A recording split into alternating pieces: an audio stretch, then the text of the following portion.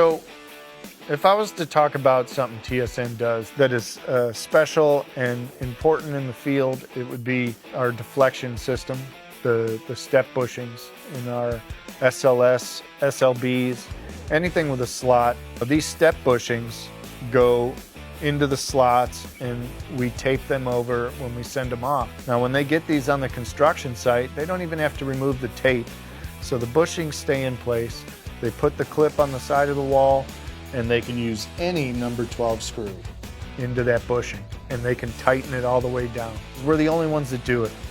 Other companies, they have to use a shoulder screw. In the field, in order to use it correctly, you have to screw it in tight and then back it back out. This is everybody else in the industry.